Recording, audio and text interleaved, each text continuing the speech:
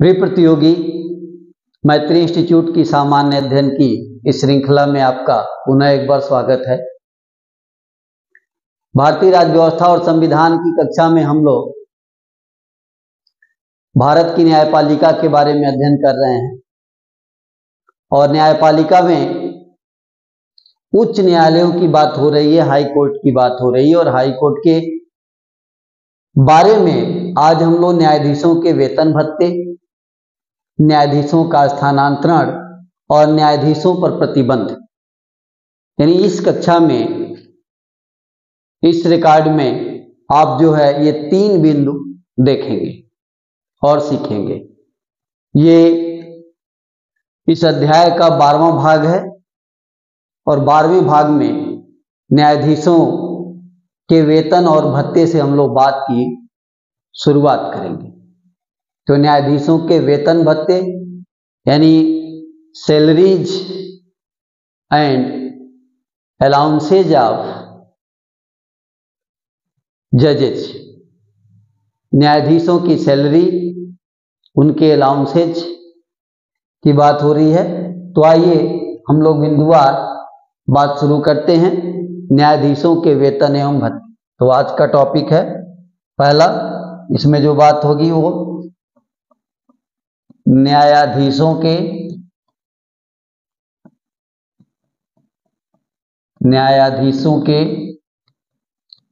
वेतन एवं भत्ते यानी सैलरीज एंड अलाउंसेज ऑफ जजेस। ये बात हमें देखनी है, वेतन भत्तों की बात करनी है और इसके बारे में हमें बिंदुवार जानना है। तो उच्च न्यायालय, हाई कोर्ट के न्यायाधीशों के वेतन भत्ते, ये अनुच्छेद 221 के अनुसार संसद न्यायाधीशों के वेतन भत्ते जो भी हैं, जो भी परिलब्धियां उनकी हैं, उनको संसद के द्वारा निर्धारित किया जाता है। तो अनुच्छेद 221 सबसे पहले हम लोग जान लें कि अनुच्छेद 221 के अनुसार, अनुच्छेद 221 के अनुसार उच्च न्यायालय के न्यायाधीशों, उच्च न्यायालय के न्यायाधीशों के वेतन भत्ते, पेंशन, ये सभी चीजें, वेतन भत्ते, पेंशन, छुट्टी तथा अन्य परिलब्धियां, छुट्टी तथा अन्य परिलब्धियां, जो भी उनको एमाल्यूमेंट्स देय होते हैं, सभी परिलब्धियां संसद द्वारा निर्धारित किया जाता है। संसद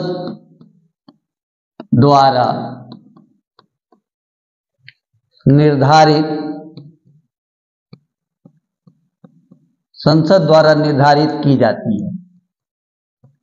तो सबसे पहले ये बात है कि संसद जो निर्धारित करेगी अनुच्छेद 221 के अनुसार, उसी तरह उच्च न्यायालय के न्यायाधीशों के वेतन भत्ते, पेंशन, छुट्टी, जितनी भी परिलब्धियां हैं, वो सभी के सभी उन्हें उसी रूप में देय होंगे। बाकी उन्हें कितना वेतन मिलता है ये हम जानेंगे उच्च न्यायालय और उच्चतम न्यायालय वेतन एवं सेवा शर्तें संशोधन कानून 2018 के अनुसार उच्च न्यायालय के मुख्य न्यायाधीश को 2.5 लाख रुपए प्रतिमाह वेतन मिलता है और उच्च न्यायालय के अन्य न्यायाधीशों को 2.25 लाख रुपए, 2.25 लाख रुपए वेतन प्रतिमाह देय होता है। तो ये चीजें हमें नोट करनी है कि उच्च न्यायालय और उच्चतम न्यायालय, इसको देखते हैं। उच्च न्यायालय एवं उच्चतम न्यायालय,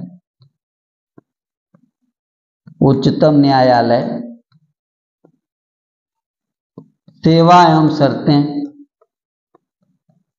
सेवा एवं शर्तें, ये जो कंडीशंस हैं, सेवा एवं शर्तें, वेतन संशोधन कानून, सेवा एवं शर्तें, वेतन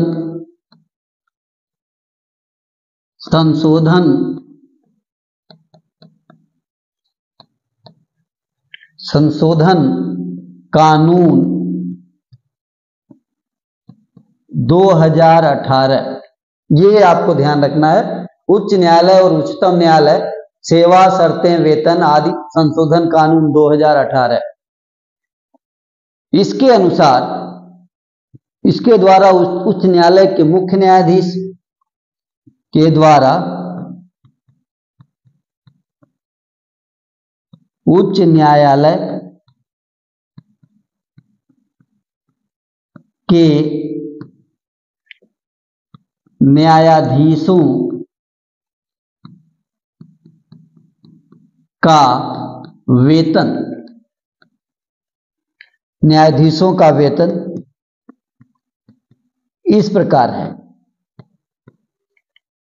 ठीक है, ये कानून आप 2018 का जो वेतन और सेवा शर्तें संबंधित कानून जो है उच्चतम न्यायालय और उच्च न्यायालय दोनों के लिए, उसके अनुसार उच्च न्यायालय के न्यायाधीशों का वेतन, वेतन में आ जाए तो मुख्य न्यायाधीश का वेतन, मुख्य न्यायाधीश का वेतन कितना है? ये है 2.5 लाख, 2.5 लाख, ये है 2.5 लाख। और अन्य न्यायाधीशों का वेतन, अन्य न्यायाधीशों का वेतन ये है 2.25 लाख प्रति माह, ये इनके वेतन हैं। तो आपने देखा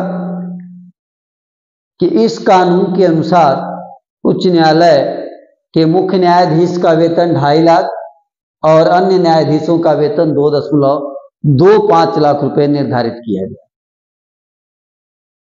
इसके अलावा इनसे संबंधित अन्य जो जानकारी है वो ये कि उच्च न्यायालय के न्यायाधीशों के वेतन भत्ते, उच्च न्यायालय के न्यायाधीशों के जो उच्च न्यायालयों के जो वेतन भत्ते हैं वो राज्य की संचित निधि पर भारित होते हैं या राज्य की संचित निधि से दिए जाते हैं। तो उच्च न्यायालय के न्यायाधीशों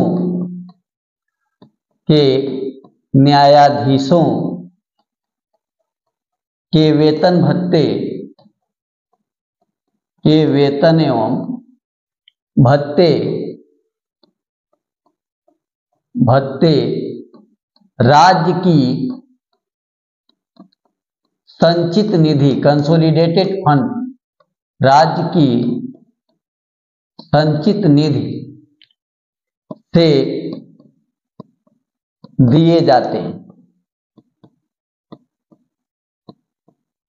ये महत्वपूर्ण बात आपने नोट किया कि राज्य की संचित निधि से, consolidated fund of the state, वहां से उच्च न्यायालय के न्यायाधीशों के वेतन और भत्ते, सैलरी और अलाउंसेस, ये दोनों राज्य के संचित निधि से दिए जाते हैं।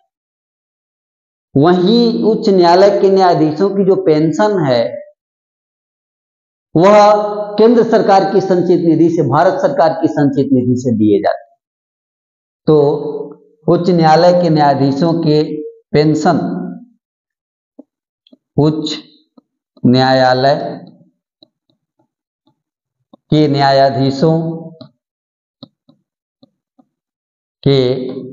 न्यायाधीशों का पेंशन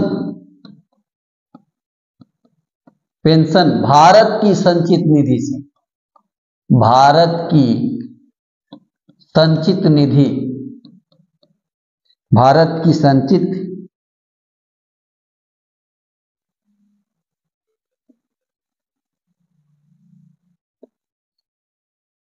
तो वेतन भत्ते जो हैं वो भारत की संचित निधि से भारित होते हैं या संचित निधि से दिए जाते हैं।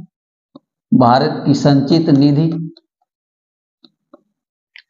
से दिए जाते हैं। तो ये दो महत्वपूर्ण बात आपने देखी कि वेतन भत्ते राज्य की संचित निधि से और पेंशन भारत सरकार की संचित निधि से दिए जाते हैं। यहां एक बात और ध्यान रखनी होती है कि उच्च न्यायालय के न्यायाधीशों के कार्यकाल के दौरान इनके वेतन भत्तों और परिलब्धियां में, पेंशन में कोई कमी नहीं की जा सकती है। कमी अगर की जा सकती है तो एकमात्र कंडीशन है, अनुच्छेद 360 के अनुसार अगर देश के अंदर वित्तीय आपात लागू हो तभी जाकर के इनके वेतन भत्ते, पेंशन आदि में कटौती की जा सकती है।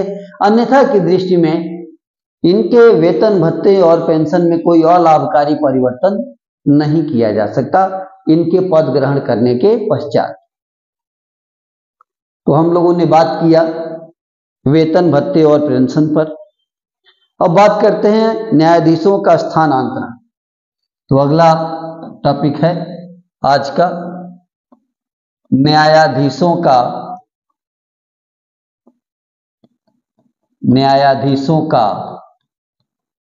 स्थानांतरण।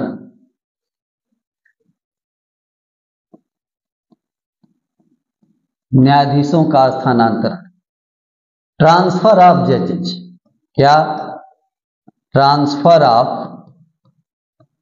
जजेज। न्यायाधीशों का स्थानांतरण। तो न्यायाधीशों का स्थानांतरण राष्ट्रपति महोदय करते हैं अनुच्छेद 222 के अनुसार भारत के मुख्य न्यायाधीश की सलाह पर।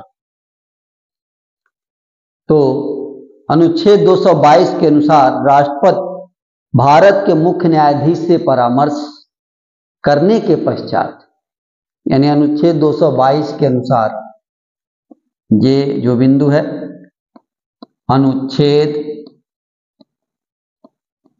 222 के अनुसार कौन ये काम करेगा?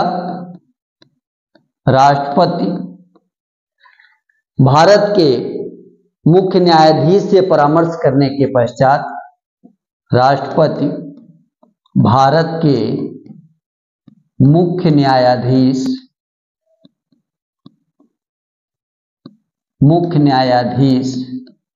से परामर्श करने के पश्चात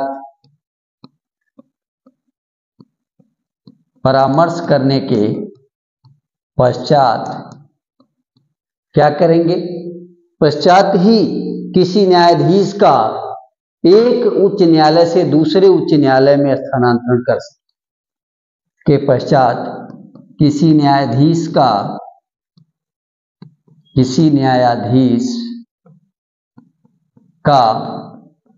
एक उच्च न्यायालय से दूसरे उच्च न्यायालय में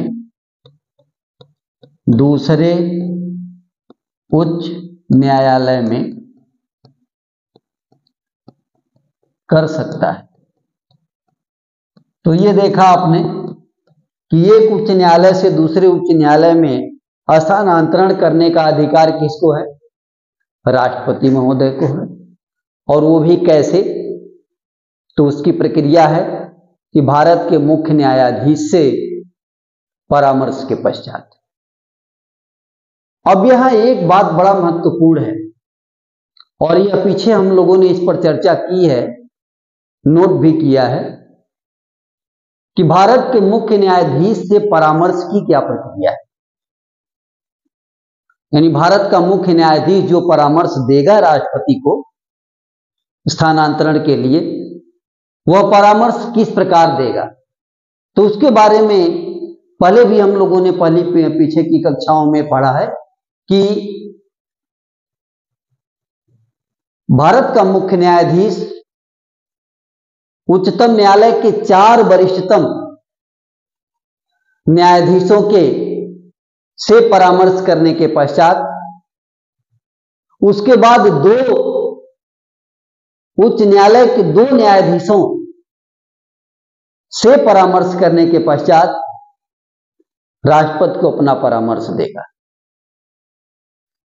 तो आपने देखा कि भारत का मुख्य न्यायाधीश उच्चतम न्यायालय के 4 वरिष्ठ न्यायाधीशों से परामर्श करता है।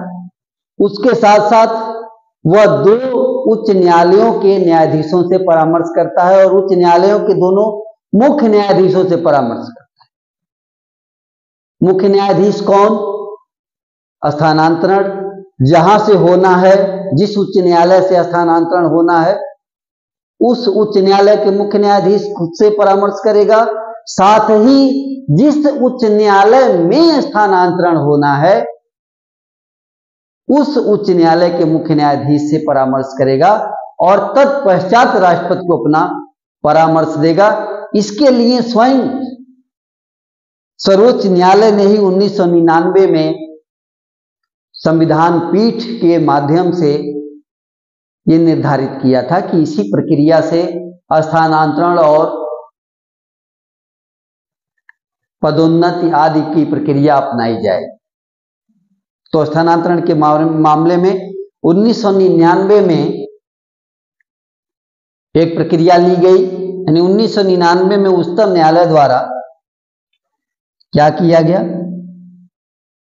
1999 में उच्चतम न्यायालय द्वारा, इसी बात को हम लोग कंफर्म कर लें, नोट भी कर लें कि उच्चतम न्यायालय द्वारा न्यायाधीशों की नियुक्ति और स्थानांतरण के मामले में न्यायाधीशों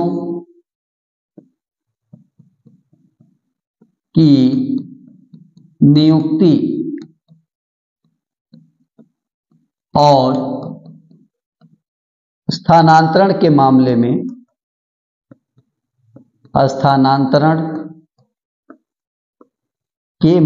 में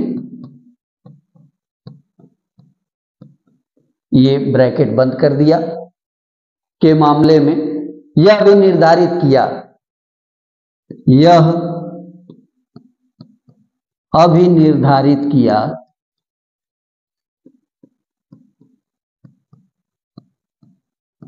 क्या अभिनिर्धारित किया?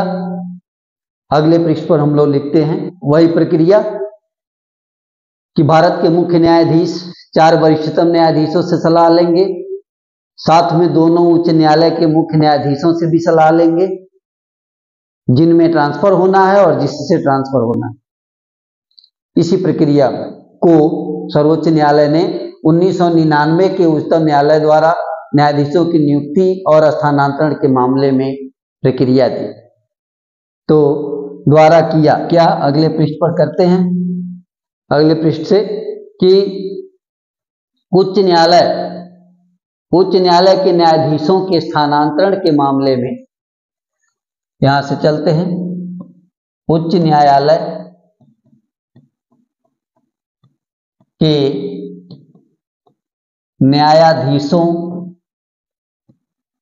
न्यायाधीशों के स्थानांतरण के मामले में स्थानांतरण के मामले में क्या बात है, उसके मामले में भारत का मुख्य न्यायाधीश, भारत का मुख्य न्यायाधीश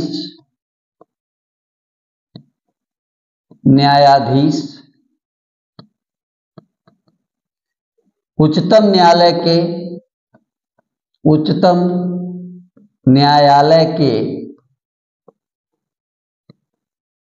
4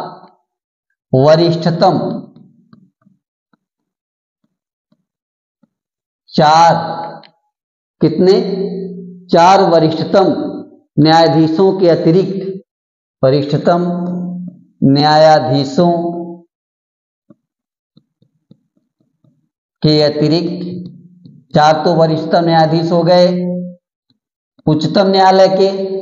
अब बचे उच्च न्यायालय के अतिरिक्त उच्च न्यायालय के 2 न्यायाधीशों से विचार विमर्श के साथ, के अतिरिक्त उच्च न्यायालय के 2 न्यायाधीशों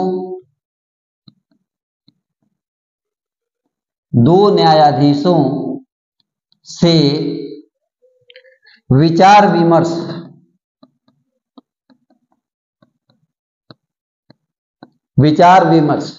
2 न्यायाधीशों के साथ विचार विमर्श हो रहा है। तो विचार विमर्श के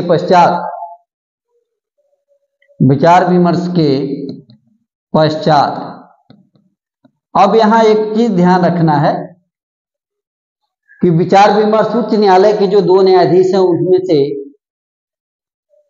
किनके साथ विचार विमर्श हो रहा है, तो जिसमें संबंधित उच्च न्यायालयों के मुख्य न्यायाधीश, इसमें ब्रैकेट करके लिख लें, जिसमें संबंधित उच्च न्यायालयों के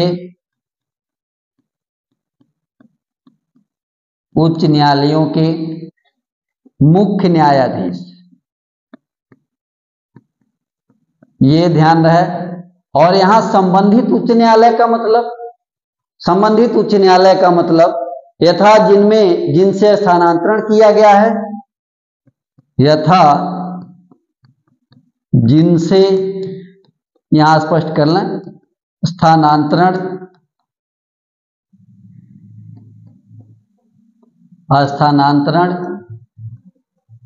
किया गया है तथा जिसमें स्थानांतरण किया गया है, जिनसे स्थानांतरण किया गया है तथा जिसमें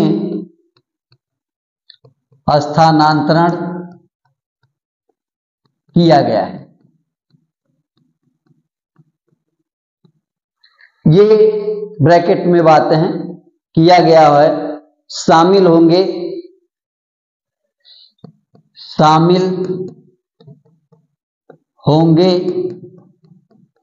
और ब्रैकेट बंद।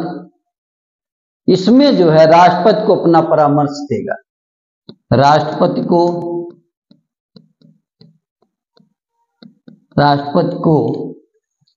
अपना परामर्श देगा। तो ये बात क्लियर हुई सर्वोच्च न्यायालय के ही एक निर्णय के माध्यम से। वो ये बात क्या कि भारत के जो मुख्य न्यायाधीश हैं वो उच्च न्यायालय के स्थानांतरण के लिए, उच्च न्यायालय के न्यायाधीशों का स्थानांतरण कैसे करेंगे, तो इसके लिए मुख्य न्यायाधीश उच्चतम न्यायालय के 4 वरिष्ठतम न्यायाधीशों से, उसके साथ साथ उच्च न्यायालय के 2 न्यायाधीशों से, और उच्च न्यायालय के 2 न्यायाधीश कौन, संबंधित उच्च न्यायालय। संबंधित उच्च न्यायालय का मतलब कि जिससे ट्रांसफर हो रहा हो और जिसमें ट्रांसफर हो रहा, यानी जहां से जाने वाले हों और जहां जाने वाले हों, इन 2 जगहों के इतने लोगों से परामर्श के पश्चात राष्ट्रपति को परामर्श देगा कौन, भारत का मुख्य न्यायाधीश। तब क्या होगा, तब स्थानांतरण की प्रक्रिया पूरी होगी और राष्ट्रपति महोदय स्थानांतरण करेंगे। तो ये रहा, हम लोगों ने भारत के उच्च न्यायालयों में न्यायाधीशों के स्थानांतरण की बातें देखी। अब बात करना है न्यायाधीशों पर प्रतिबंध। तो एक बिंदु और लेना है, न्यायाधीशों पर प्रतिबंध। न्यायाधीशों पर प्रतिबंध। न्यायाधीशों पर प्रतिबंध मतलब रिस्ट्रिक्शंस ऑफ जजेस, जो उनके ऊपर रिस्ट्रिक्शंस लगते हैं, रिस्ट्रिक्शंस ऑफ जजेस, न्यायाधीशों पर प्रतिबंध। अब सोचिए न्यायाधीशों पर क्या प्रतिबंध है, क्या उन्हें भी किसी प्रकार के प्रतिबंध से गुजरना पड़ता है? यस, अनुच्छेद 220 में न्यायाधीशों पर प्रतिबंध की बात की गई। प्रतिबंध यह है कि उच्च न्यायालय का न्यायाधीश, जो व्यक्ति उच्च न्यायालय का न्यायाधीश रह चुका है, वह सेवानिवृत्ति के बाद उच्चतम न्यायालय में और उच्च न्यायालय में, इन दोनों को छोड़कर किसी भी अन्य न्यायालय में या किसी प्राधिकारी के समक्ष वकालत या कोई काम नहीं करेगा। यही रिस्ट्रिक्शंस हैं, यही प्रतिबंध है उच्च न्यायालय के न्यायाधीशों के लिए। तो इसको नोट करते हैं, अनुच्छेद 220। अनुच्छेद 220 में ये मामला है। अनुच्छेद 220 के अनुसार कोई भी व्यक्ति जो उच्च न्यायालय का स्थायी न्यायाधीश रह चुका है, यदि कोई व्यक्ति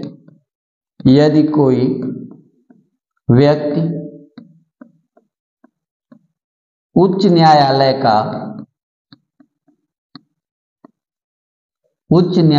का स्थायी रूप से उच्च न्यायालय का स्थायी न्यायाधीश रह चुका है मतलब सेवानिवृत्त हो गया है, रह चुका है या कार्य कर चुका है, तो उच्चतम न्यायालय तथा अन्य उच्च न्यायालय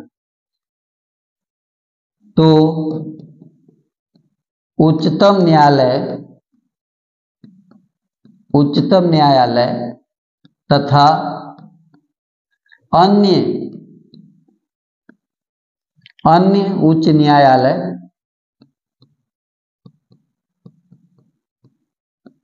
उच्च न्यायालय के सिवाय, यानी इनको छोड़ करके, यानी उच्च न्यायालय को सम्मिलित कर लिया, उच्चतम न्यायालय को सम्मिलित कर लिया, उनके सिवाय किसी न्यायालय या प्राधिकारी के समक्ष, के सिवाय किसी न्यायालय या प्राधिकारी के समक्ष वकालत या कार्य, मतलब जिसको प्लीड और एक्ट नहीं करेगा। ये बात अनुच्छेद 220 में स्पष्ट की गई। तो अनुच्छेद 220 देखा गया। इसमें क्या कि यदि कोई व्यक्ति उच्च न्यायालय का न्यायाधीश रह चुका है, स्थायी न्यायाधीश रह चुका है, कार्य कर चुका है, तो उच्चतम न्यायालय और अन्य उच्च न्यायालय, ध्यान रहे, के सिवाय किसी न्यायालय और किसी प्राधिकारी के समक्ष न तो वह वकालत कर सकता है, न वकालत जैसा कोई कार्य कर सकता है। ये है उच्च न्यायालय के न्यायाधीशों के लिए रिस्ट्रिक्शंस, ये है प्रतिबंध। तो आज के लिए हम लोगों ने ये 3 टॉपिक लिया था जो पूरे हुए। आइए इन्हें दोबारा से देख लें और क्लास कंप्लीट हो। आज की कक्षा में न्यायाधीशों के वेतन और भत्तों पर बात होनी थी, न्यायाधीशों के स्थानांतरण पर बात होनी थी और न्यायाधीशों पर जो प्रतिबंध होते हैं उन पर बात होनी थी।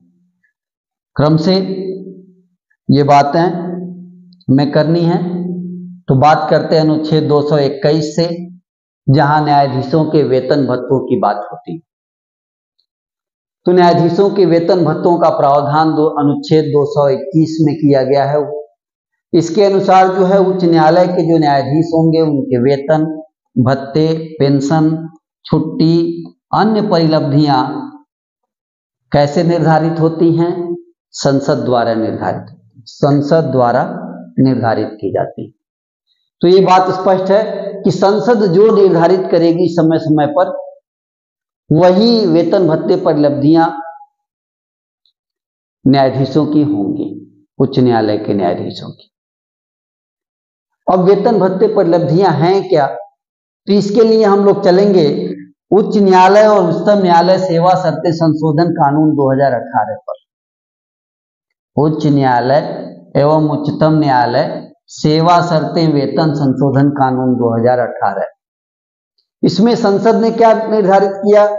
उच्च न्यायालय के न्यायाधीशों के वेतन भत्तों में संशोधन करके निर्धारित किया।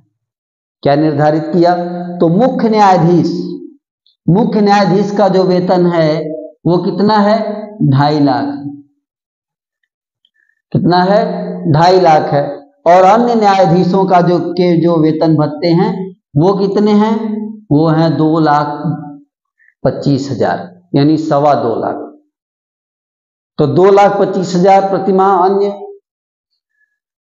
न्यायाधीशों के वेतन, और उच्च न्यायालय के मुख्य न्यायाधीश का वेतन 2.5 लाख, 2,50,000 रुपये प्रतिमाह निर्धारित किया गया। इसके अलावा न्यायाधीशों के वेतन भत्तों के बारे में जान लें कि न्यायाधीशों के, उच्च न्यायालय के न्यायाधीशों के वेतन भत्ते राज्य की संचित निधि पर भारित होते हैं, राज्य की संचित निधि से दिए जाते हैं। The consolidated fund of state, वहां से दिए जाते हैं। और न्यायाधीशों के पेंशन कहां से दिए जाते हैं? उच्च न्यायालय के न्यायाधीशों के पेंशन तो ये भारत की संचित निधि से दिए जाते हैं, यानी the consolidated fund of India. तो ये दोनों फर्क हमें ध्यान रखना है। प्रश्न में आप कंफ्यूज हो सकते हैं, इसलिए इसे ध्यान रखें कि पेंशन भारत की संचित निधि से और वेतन भत्ते राज्य की संचित निधि से। तो ये रही वेतन भत्तों की बात। अब बात करते हैं न्यायाधीशों के स्थानांतरण पर, ट्रांसफर पर बात करते हैं कि न्यायाधीशों का ट्रांसफर किस प्रकार होता है। तो कैसे ट्रांसफर हो रहा है? अनुच्छेद 222 में इसको स्पष्ट किया गया है। इसका प्रावधान अनुच्छेद 222 में है कि 222 में बताया गया है कि राष्ट्रपति महोदय भारत के उच्च न्यायालयों में न्यायाधीशों का ट्रांसफर करेंगे। वो भी कैसे करेंगे? तो भारत के मुख्य न्यायाधीश के परामर्श के पश्चात, भारत के मुख्य न्यायाधीश से परामर्श लेंगे। उसके पश्चात किसी भी न्यायाधीश को एक उच्च न्यायालय से दूसरे उच्च न्यायालय में ट्रांसफर करें। यह प्रक्रिया है अनुच्छेद 222 में बताई गई। यहां एक बात बड़ा ध्यान रखने वाली बात है, जिस पर प्रश्न भी बने हुए हैं, वो ये कि भारत के मुख्य न्यायाधीश जो सलाह राष्ट्रपति को देंगे स्थानांतरण के लिए, तो मुख्य न्यायाधीश कैसे सलाह देंगे, इस पर जो है उच्चतम न्यायालय ने ही 1999 में उच्चतम न्यायालय ने ही न्यायाधीशों की नियुक्ति और सेवा स्थानांतरण के मामले में एक निर्णय दिया। क्या निर्णय दिया? निर्णय यह है कि उच्च न्यायालय के न्यायाधीशों का स्थानांतरण जो होगा उसके मामले में भारत के मुख्य न्यायाधीश क्या करेंगे? तो उच्चतम न्यायालय के 4 वरिष्ठतम न्यायाधीशों के अतिरिक्त उच्च न्यायालय के 2 न्यायाधीशों से विचार विमर्श करेंगे। सर्वोच्च न्यायालय के 4 वरिष्ठतम न्यायाधीशों से और उच्च न्यायालय के 2 न्यायाधीशों से। और उच्च न्यायालय में भी अब कौन से उच्च न्यायालय? तो संबंधित उच्च न्यायालय। संबंधित उच्च न्यायालय का मतलब एक दोनों उच्च न्यायालयों के मुख्य न्यायाधीश जिससे स्थानांतरण हो रहा हो और जिसमें स्थानांतरण हो रहा हो, इनसे परामर्श करेंगे, विचार विमर्श करेंगे और विचार विमर्श के बाद राष्ट्रपति को परामर्श देंगे। तो ये 1999 में सर्वोच्च न्यायालय द्वारा ही इसे डिसाइड कर दिया गया। सर्वोच्च न्यायालय के मुख्य न्यायाधीश की परामर्श प्रक्रिया को डिसाइड कर दिया गया कि कैसे परामर्श करेंगे और अंतिम में कैसे परामर्श देंगे राष्ट्रपति को। आज की कक्षा का अंतिम बिंदु है न्यायाधीशों पर प्रतिबंध। रेस्ट्रिक्शंस क्या क्या है न्यायाधीशों पर, ये हमें देखना है कि क्या क्या इन पर प्रतिबंध है, रिस्ट्रिक्शंस है। वो अनुच्छेद 220 में इसकी चर्चा की गई है। न्यायाधीशों पर, उच्च न्यायालय के न्यायाधीशों पर क्या रिस्ट्रिक्शंस है, इसकी चर्चा अनुच्छेद 220 में की गई है। यहां बताया गया है कि अगर कोई व्यक्ति उच्च न्यायालय का स्थायी न्यायाधीश रह चुका हो तो वह उच्चतम न्यायालय में तथा अन्य उच्च न्यायालय, ध्यान रहे अन्य उच्च न्यायालय, इनके सिवाय किसी भी न्यायालय में किसी भी प्राधिकारी के समक्ष वकालत का कार्य नहीं कर सकता। वकालत या कार्य यानी प्लीड और एक्ट नहीं कर सकता। यानी उच्च न्यायालय के रिटायर्ड जज अन्य उच्च न्यायालयों में तथा उच्चतम न्यायालय में ही केवल वकालत कर सकते हैं, अन्यथा भारत के किसी भी न्यायालय में और किसी भी प्राधिकारी के समक्ष वकालत नहीं कर सकते, काम नहीं कर सकते। ये उनके रिस्ट्रिक्शंस हैं और ये रिस्ट्रिक्शंस उनकी गरिमा को लेकर, उनके पक्षपात रहित बने रहने को लेकर के। तो आज की कक्षा में इतना ही। धन्यवाद।